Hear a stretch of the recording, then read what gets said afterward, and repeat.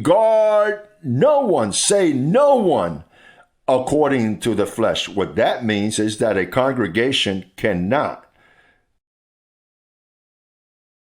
as churches do today, that they investigate families.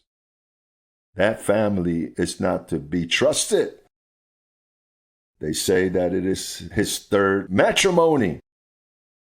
So what? We're going to know him according to the flesh? Well, God says, help yourself and I'll help you. And they say he was a drug addict and that he was an alcoholic and that he killed 5 in his country and that the government sent him to ours. That's the way the system functions today.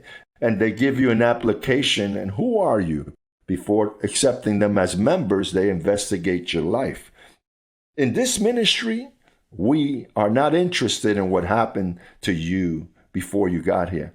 What we are interested is in what you're bringing now. As Paul said, I extend myself to the things that are before me, not behind me, because you might have been someone that was not trustworthy with a big belly as a shark, but the bellies can be burned and you can fix your conduct, not fix your flesh, but your conduct, because the conduct changes with the information of grace. Grace changes your conduct. So then we cannot know no one according to the flesh. I am not interested if you were married, if you're not married now. No, that's why I don't visit no one, because I don't like to investigate anything. I love you 100%. I'm not concerned about your past. What I am interested in is what you're doing now.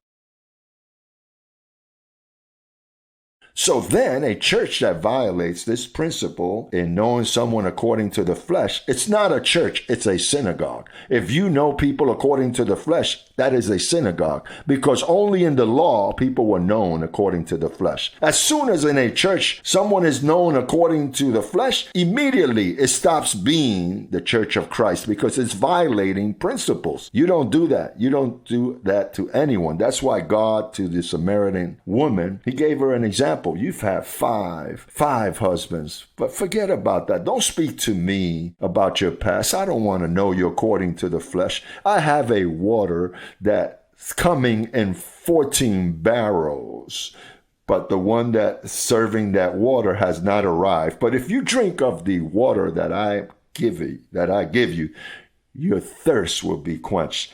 That was the master builder that was going to arrive. If the Samaritan woman would have entered to one of Paul's learning center, she would have asked, "Can I come in?" "Of course, come on in."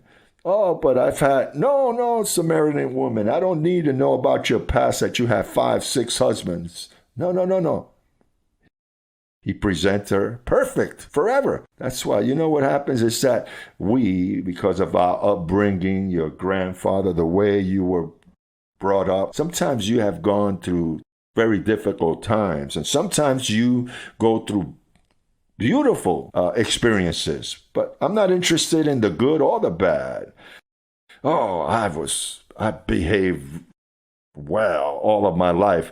And if you misbehave, neither, because here your conduct doesn't count. Here what counts is that you are a chosen one and that you were chosen before the foundation of the world.